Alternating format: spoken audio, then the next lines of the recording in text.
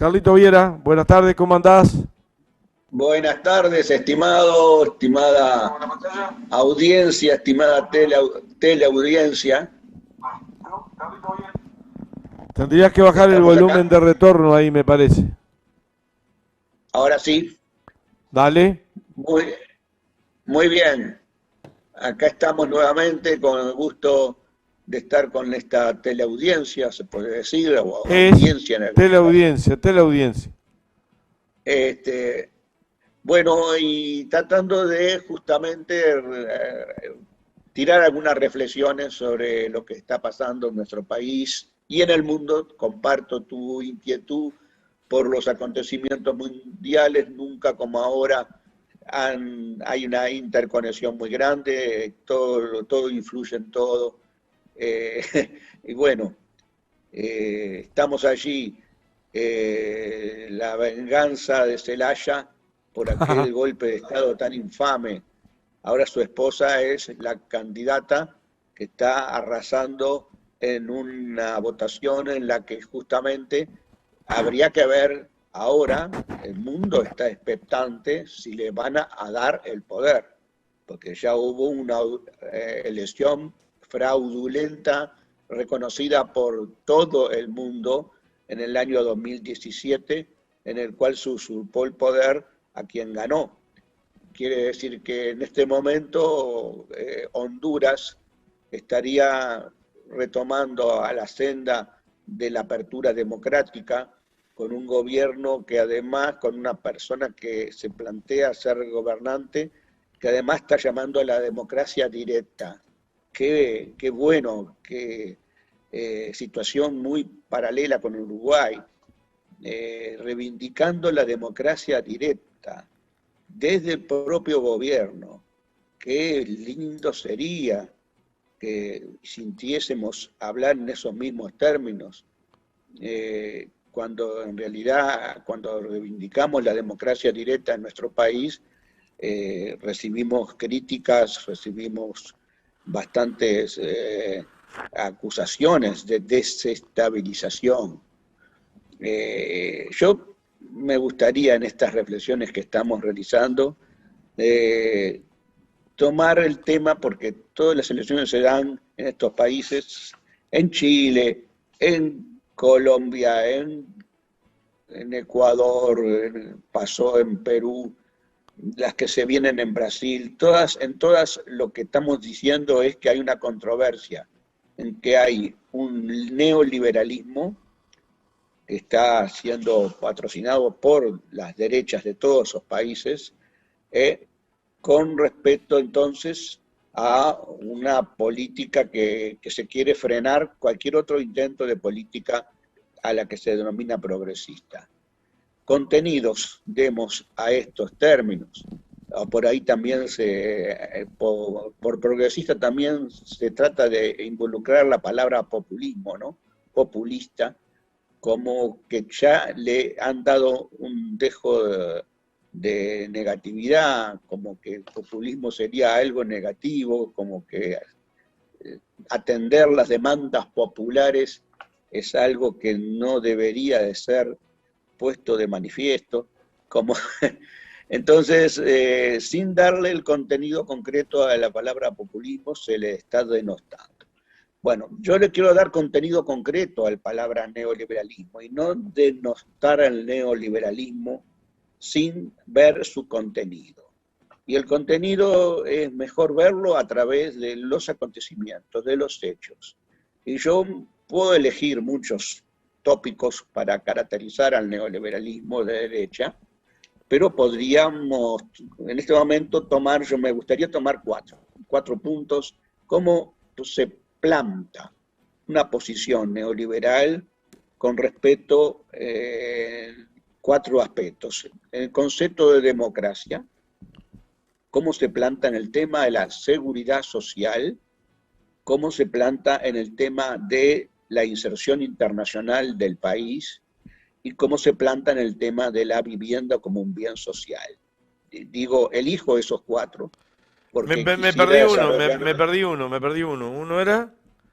¿No lo puedes el repetir? concepto de democracia, cómo Concepto de se democracia. maneja el concepto de democracia, el concepto de seguridad social, el concepto de inserción internacional del país y el de la vivienda como bien necesidad justamente de amplias capas populares y en donde, por ejemplo, en nuestro país está consagrado como un derecho constitucional.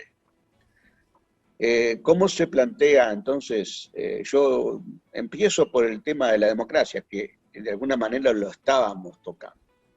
A mí me gustaría que los periodistas le preguntaran al gobierno, a los que están participando en el gobierno, al máximo cargo de gobierno y a sus seguidores directos, ¿qué opinan sobre los asesinatos masivos a dirigentes y a luchadores sociales en Colombia?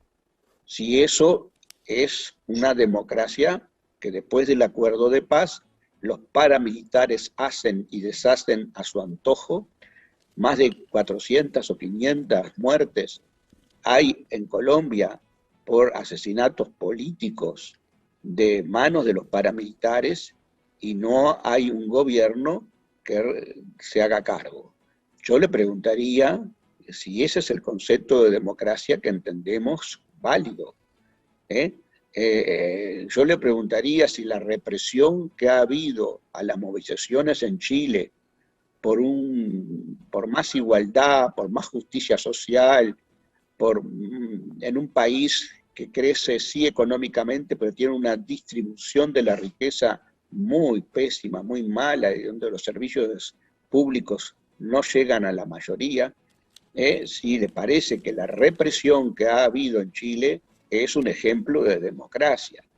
Yo preguntaría si, por ejemplo, países como Honduras, en donde se dio el golpe de Estado en el 2009, se perpetuó ese gobernante producto de un golpe de Estado avalado por Estados Unidos, a pesar de que la OEA de aquel tiempo no lo avaló, Estados Unidos sí lo avaló, quedó ese mismo mandatario, señor Hernández,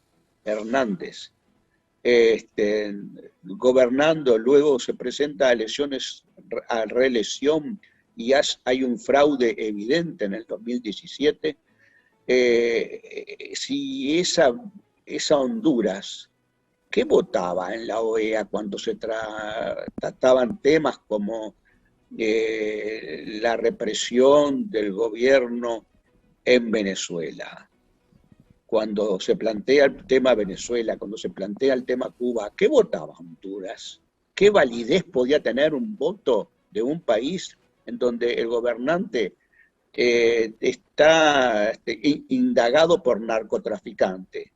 Cuando el gobernante está reprimiendo porque las muertes y por políticas en Honduras han sido muy grandes en este periodo en que estuvimos transitando, del 2009 al 2021, en donde renace la esperanza, donde no sabemos si le van a dar todavía el triunfo a la candidata opositora al gobierno de facto. No lo sabemos, no lo sabe el mundo. Hay una expectativa mundial en este momento, es clarísimo el triunfo electoral, de 53% a 34% del segundo, con más del 60% de las mesas escrutadas.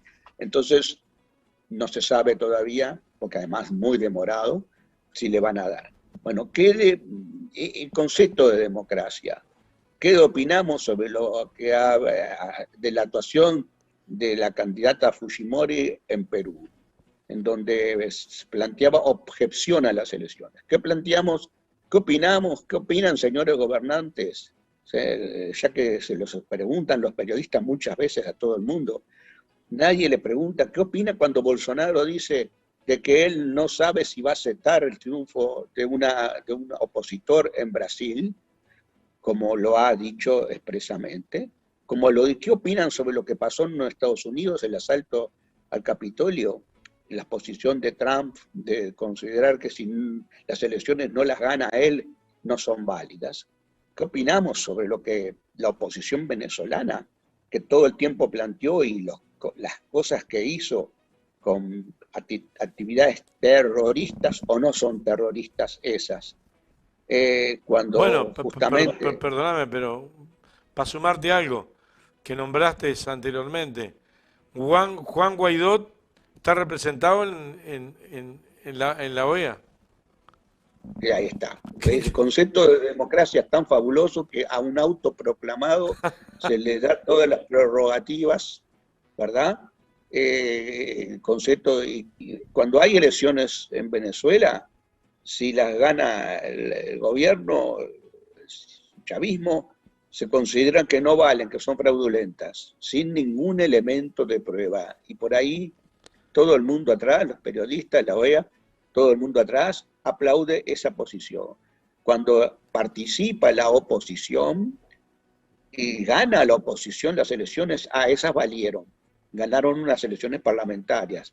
De la cantidad de elecciones que hubo en Venezuela, creo, más de 20 del 2002 a la fecha, más de 20 elecciones en Venezuela, una vez ganado a la Cámara, a las cámaras, la ganó la oposición, de ahí surge el Guaidó.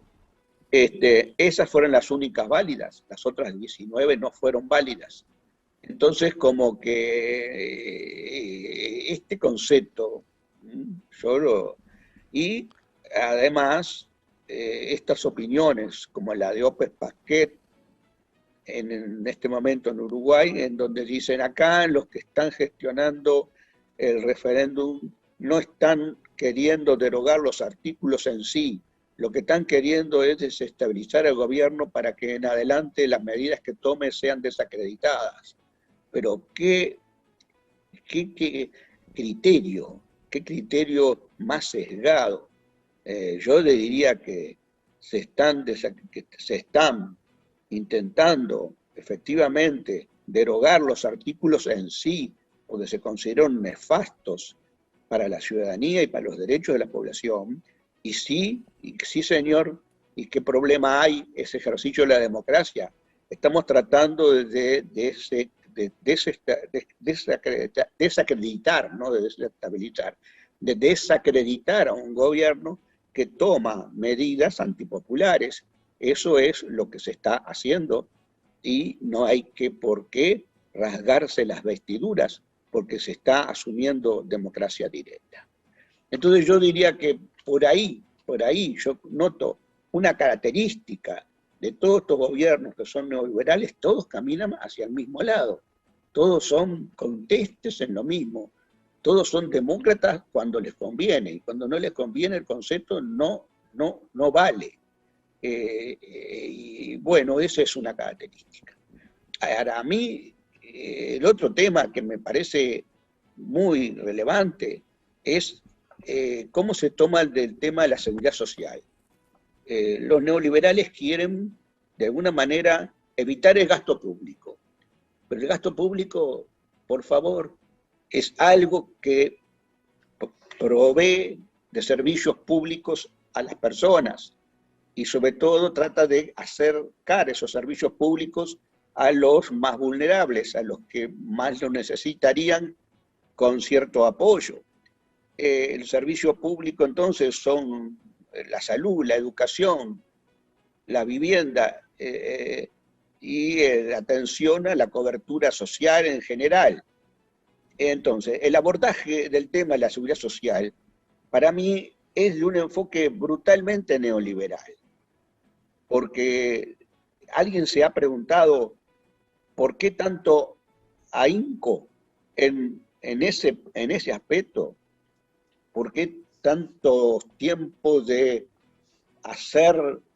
poner una mise en scène sobre el tema, tratando de juntar técnicos. A mí me llama la atención como técnico que soy, como profesional que soy, me llama la atención el supuesto apoyatura técnica de temas que son en realidad posturas políticas lisas y llanas, a las cuales se les quiere vestir, se las viste con un ropaje técnico, no lo tienen. Nunca se puede plantear una solución a un problema sin traer datos que abonen y que den la idea de dónde estamos parados con el problema. Ni siquiera se ha planteado cuánto se gasta en seguridad social y por qué es mucho o es poco lo que se gasta en seguridad social.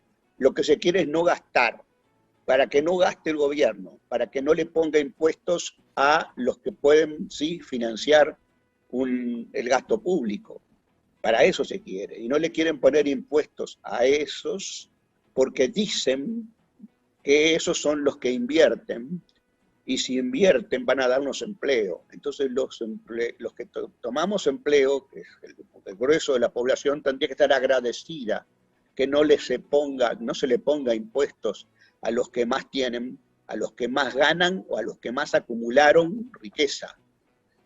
A esos, según la teoría neoliberal, no se les debería de poner impuestos y la gente debería de aplaudir. Son cosas muy fuertes. Sin embargo, estamos inmersos en eso y a los periodistas, a los cuales se convoca para que se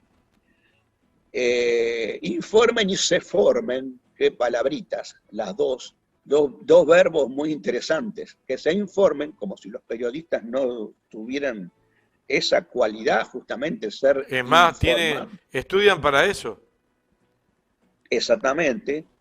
Entonces les está como insultando, de decir, vengan a informarse, señores, ustedes están para eso, pero no lo hacen bien. Y que se formen, señores, le estamos bajando línea para que la reproduzcan correctamente, como debe ser, para que sean otra vez otro insulto a los periodistas, porque se le está tratando de que, señores, después hagan bien los mandados. A quien se le plantea algo así, se le está insultando. Abiertamente se lo hacen. Están nerviosos, porque hay una posibilidad de que la gente en este momento se haga cargo de sus propios problemas. Y por allí digo yo, no hay ningún estudio que me indique que se está gastando mucho en seguridad social en BPS, no hay ningún estudio. No hay ningún estudio que me esté diciendo que el gasto que se realiza es para jubilaciones o el gasto que se realiza es para otras cuestiones que hacen a la seguridad social, como el seguro de enfermedad, el seguro de paro, las prestaciones por maternidad, todas las prestaciones por asignación familiar, por supuesto las que dieron lugar, las que se tuvieron que dar por la pandemia. Todo eso es la seguridad social, no es aporte para las jubilaciones. La seguridad social es mucho más. Del abordaje desde el neoliberalismo, la seguridad social es una compañía de seguros. Es una empresa pública, es una empresa privada que tiene que ganar y por lo tanto tiene que dar prestaciones en equivalencia a los aportes que realizaron. Y todo lo demás no existiría si no existiera un concepto de seguridad social que no tuviese esa carga neoliberal. Entonces no tendríamos ni siquiera asignación familiar, ni seguro por enfermedad, ni seguro situación para apoyo a la maternidad, ni seguro de cobertura por paro. En realidad, los aportes no tienen por qué tener una equivalencia exacta con lo que se va a obtener como prestación jubilatoria. No debería ser así. Se aporta un 15% del salario por parte del trabajador y se aporta un 7,5% por parte del patrón. El aporte patronal no es un impuesto al patrón por tener un empleado, es un reconocimiento de que el tener el empleado requiere una formación de ese empleado, requiere una cobertura de salud de ese empleado y requiere un ahorro para el futuro cuando ese empleado no pueda trabajar. ¿Y qué va a hacer? ¿Se va a morir de hambre? No, tiene que seguir viviendo y por lo tanto tiene que recurrir al aporte que él mismo ahorra de su sueldo, que no gasta, sino que lo vierte la seguridad social y el aporte del patrón para complementar el necesario aporte. Eso no es entonces un impuesto, es simplemente forma parte del salario. Lo único que es un salario que se va a recoger en el futuro, cuando no se pueda trabajar y el trabajador no quede a expensas de la sociedad en su conjunto, sino de su propio aporte. Entonces, aquí estamos con un concepto que se está manejando, que es antidistribución del ingreso, porque se quiere que los que tienen mucho y aportan mucho después reciban en equivalencia a eso. Y bueno, la seguridad social siempre fue así, protege al trabajador que ha tenido poco aporte, porque sus sueldos han sido bajos, porque el trabajador que gana poco tiene necesidad de tener una mínima jubilación de futuro. Y bueno, de repente, como lo mismo que el que gana poco y no tiene para la cuota mutual de la salud, igual la tiene, ¿verdad? Acá hay una redistribución del que tiene más al que tiene menos. Entonces se le quiere quitar este carácter redistributivo, se le quiere quitar el carácter de que el patrón aporte, se le quiere quitar el tema de que los que tienen muchas ganancias por vía de impuestos tengan que suplir las necesidades de gasto de la seguridad social, porque estas no son una compañía de seguros que hay una equivalencia entre aportes de actividad y prestación de jubilación, sino que la equidad del sistema está justamente en la redistribución, y por lo tanto tiene que haber un impuesto que cubra las necesidades, porque hay otros muchos gastos que no tienen que ver con la prestación de jubilación, como he estado diciendo. Entonces, cuando Si había un ejemplo, Carlito, perdóname una pequeñísima interrupción, si había un ejemplo de no ser solidario, y la vida lo demostró y lo demuestra, son las AFAP y fueron las AFAP. Claro, porque la SAFAP en realidad se plantea un proyecto para solucionar un problema que no sabemos cuál es. No existen números. Yo los hice, yo los conozco perfectamente. Hay un 20% más o menos de prestaciones activos, y del resto de los aportes por seguridad social que se hacen patrones, obreros y patrones, el 80% financiarían perfectamente el gasto de seguridad social. El otro 20% es lo que el Estado está en este momento aportando. Pero ¿qué pasa? Que hay un porcentaje alto que se va a las AFAP. ¿Para qué? Para que las AFAP sirvan las jubilaciones del futuro, lo cual significaría que en el futuro, dentro de un futuro que es más o menos lejano, cuando se vayan jubilando la gente en el futuro, ahí entonces hubiese un alivio de prestaciones de parte del BPS. Pero ese alivio de prestaciones del futuro significa una erogación del presente, porque el BPS resigna ingresos genuinos. Eso es técnicamente así. No hay acá filosofía de nada. De cualquier manera, Carlos, ¿por qué los cincuentones se cambiaron? Porque cobraban muy poco en la AFAP. Claro, y entonces resultó que eso, que plantearon así las cosas, en términos de no de reparto de una generación a otra, no de solidaridad entre una generación y otra, sino simplemente que yo aporto para mí eso es individualismo, eso es neoliberalismo, eso es antisolidario, eso es antiestatista, porque además se les quita a la esfera, como si el Estado administrara ineficientemente todo. Entonces, resulta que se le da a instituciones privadas para que administren el aporte de cada uno y no tienen éxito en esa acumulación. Es nefasta. Están recibiendo un dinero muy insuficiente con respecto a sus expectativas, porque entran muchas variables en juego y un sistema de seguridad social está inmerso en el funcionamiento de la sociedad. Y por ahí caminan las cosas, las variables en juego son otras, es el nivel de salario real por el cual se aporta, ellos tienen ingresos para el BPS, es el nivel de prestaciones acorde a eso, es el nivel de empleo, es el nivel de cotizantes de la gente que está en la informalidad o no está en la informalidad y está cotizando. Esas son las variables que influyen para que la gente después tenga una buena retribución. Y no la equivalencia de una compañía de seguros. Ahí se puede perder, como se ha perdido. Influye en qué invierten, en dólares. ¿Y el dólar cómo fue? ¿Para arriba o para abajo? ¿En qué invierten? ¿En forestación? ¿En qué invierten? ¿En algo que sea el desarrollo? ¿En qué invierten? ¿En planes de viviendas para la gente? No, no, invierten en bonos del tesoro. Es decir, le dan el dinero al propio gobierno para tapar el agujero que le hacen al gobierno al sacar. El gobierno se toma intereses, paga intereses por la plata, por su propio dinero que se lo da a las AFAP para que las AFAP administren las jubilaciones futuras.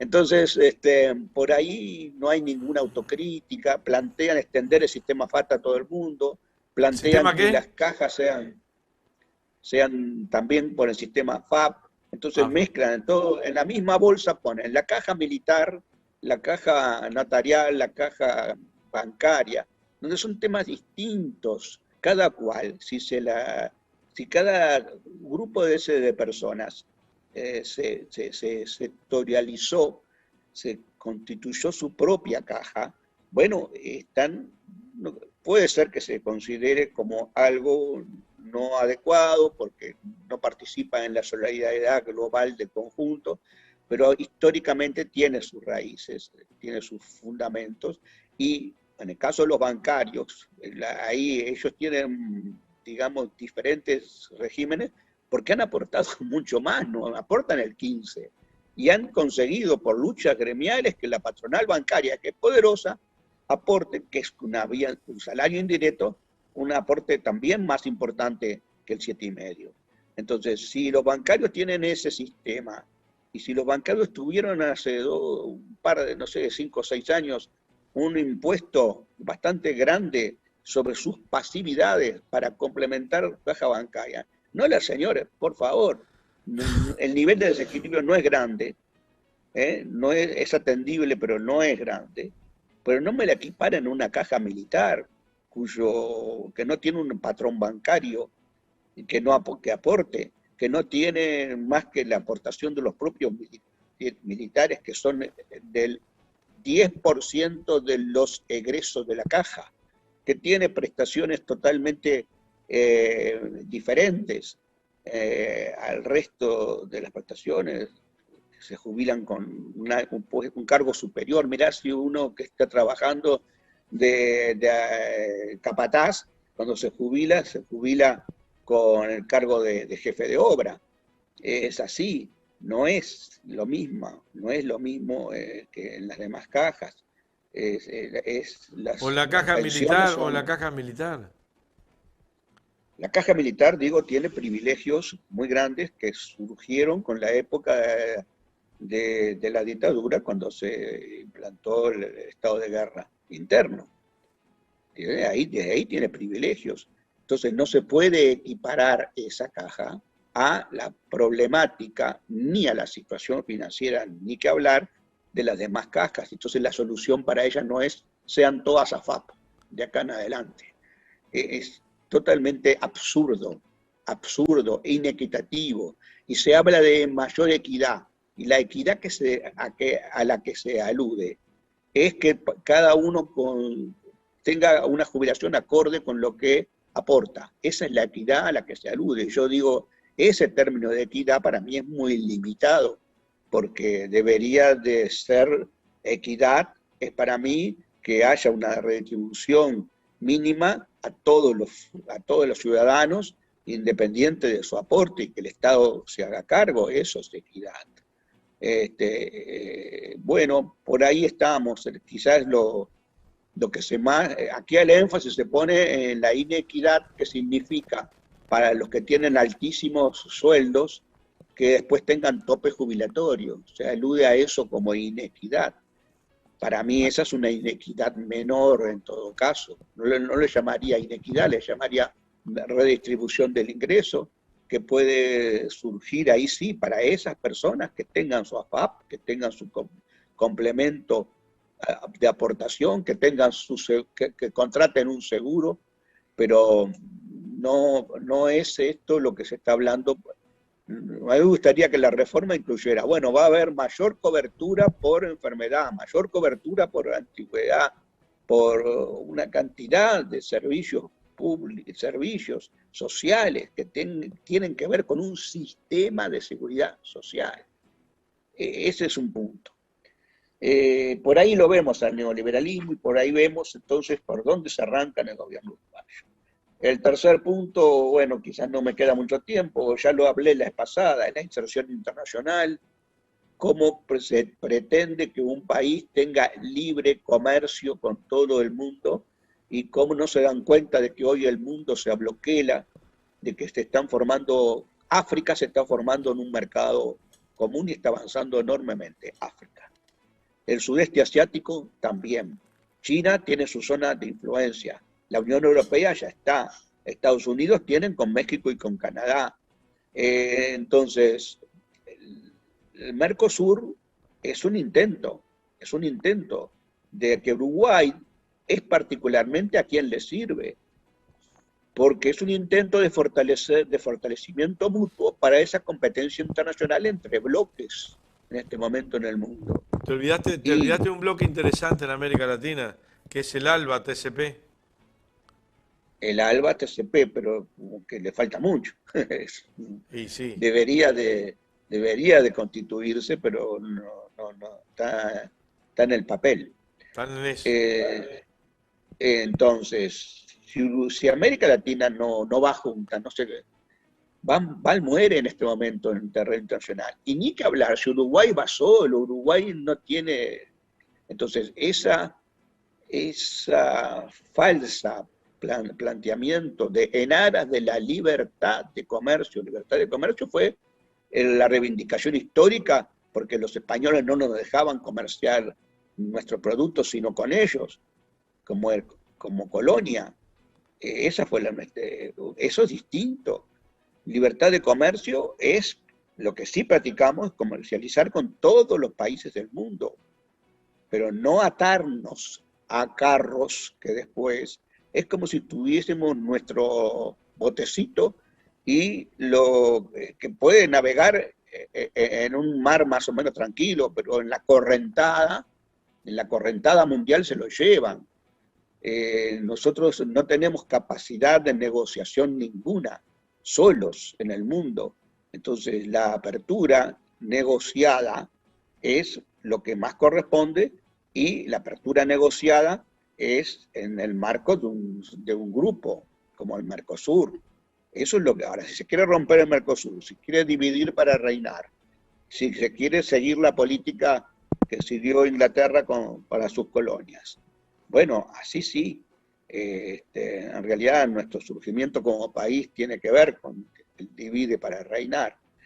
En realidad tenemos entonces que abordar con esa falsa idea de la L, los tratados de libre comercio en vez de los tratados de comercio, en donde desprotegemos totalmente nuestro pequeño mercado interno en vez de juntar fuerzas con los demás para aunar esfuerzos, de yo te vendo a vos y vos me comprás a mí, mientras que para comprarle al otro del exterior, que está más lejos y sale más, el flete no sale igual, nos saldría más caro, ponemos una pequeña traba, así hacen todos los mercados. Bueno, si tratamos eso para fortalecernos, para competir mejor en conjunto, después no seamos infieles a eso y digamos, no, pero yo me largo por la libre, yo negocio con otro y a ese otro le doy la ventaja, las preferencias que te doy a vos, hermano. No, pero entonces, ¿dónde está la hermandad? ¿Dónde está la fidelidad de pareja? Es como si en una pareja dijésemos, bueno, pero vamos a hacer pareja abierta porque nos conviene más. Vos podés tener tu amante y yo tengo mi amante. Es así, es el planteo que está haciendo Uruguay, y además un planteo totalmente desacomodado con lo que es el mundo en que vivimos. Eso es neoliberalismo, eso destruye los mercados internos, eso desprotege a la industria nacional, eso facilita la tarea de las multinacionales, que lo que quieren es basarse en el mercado que más les convenga, para producir y poder desde ese mercado entrar en otros. Entonces, lo que se hace en la negociación es esa, es saber cómo defender nuestro mercado y qué intercambiar para que le vaya bien a la gente. Bueno, y por terminar, yo que no voy a hablar sobre el tema vivienda, que ya lo he dicho, que no hay una política clara, que es un derecho constitucional, que creo que viene mal. Yo creo que no es que no haya una política clara, yo creo que no hay política de vivienda, que es diferente. Bueno, pero en la LUC hay algo que tiene que ver con la vivienda, porque mucha gente que no puede acceder a la vivienda, ¿qué hace? Alquila.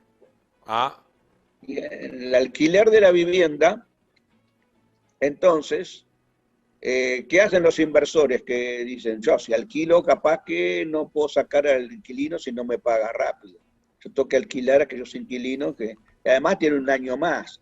Entonces, si fuera más precario, yo alquilo con más facilidad. Entonces, yo invierto, yo hago viviendas y saco una buena jugosa ganancia alquilando esas viviendas en las que invierto la plata. Bueno, esa es una idea. Con ese concepto vamos mal, porque entonces la ley de vivienda sí tiene un concepto que significa la ley de alquileres. La ley de alquileres tiene un concepto en el cual de alguna manera, protegen derechos del inquilino. Mínimamente, en cierta manera, se protegen los derechos del inquilino. Acá crean otro mecanismo alternativo en el cual se le va a ofrecer a una persona el alquiler, pero le van a decir, no me traiga garantía, no voy por la ley de alquileres, yo voy por esta otra nueva disposición que está en la LUC, en la cual hay una precariedad, en la cual lo puedo echar en cualquier momento si no me paga, en el cual no corren los plazos, en el cual, bueno, yo voy a remitirme a compañero Andrade. El compañero Andrade ha puesto de manifiesto este tema con una claridad perfectamente elogiable. Yo te pasé sí, el video. bueno, el video, si no lo reprodujiste ya, me gustaría que lo se reprodujera porque yo no creo que sería capaz de explicar con tanta nitidez ¿eh? Eh, cómo la LUC en este momento afecta un derecho fundamental, que es el derecho a los más vulnerables que van a alquilar su vivienda, cómo están afectados en este momento.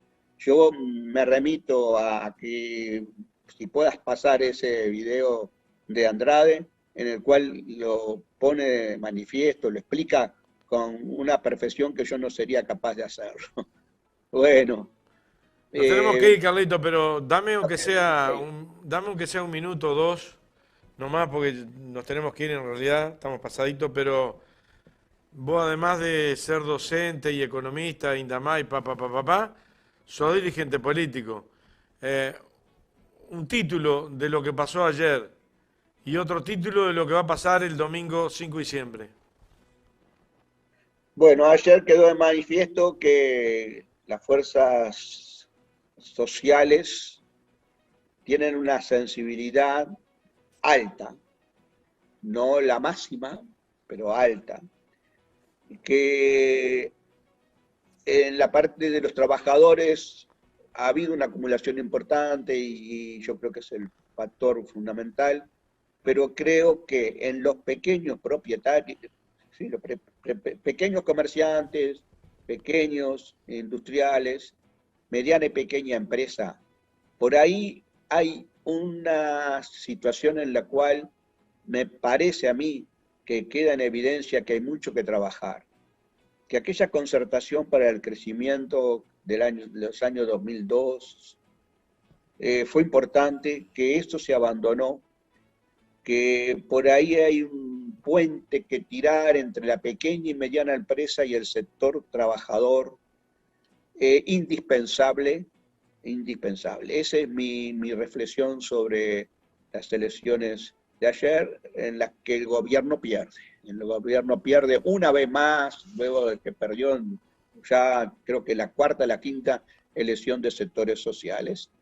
Y para el 5 de diciembre, bueno, expectante acerca de la participación que exista. Yo creo que va a ser un punto de apoyo, ojalá lo más amplio posible, para una renovación del frente uno de cuyos puntos es justamente ese, que no solamente haya una base social de trabajadores, sino que en el mundo de hoy necesitamos que esa alianza social incluya a la pequeña y mediana empresa. Bien, nos vamos. Te dejo una pregunta pendiente que le hace Leonardo Fossati, uno de los columnistas. ¿República FAP surge como la respuesta a capitalizar el sistema previsional? Surge como una solución que inventó Volonté para que no fuese Volonté, me considerado suena. Volonté, ¿el de la UTE? el de la UTE, para que no fuese, digamos, considerado atacado de mercantilismo en la seguridad social del sistema, sino que todo privado no, sino que pongamos al Estado también en el asunto.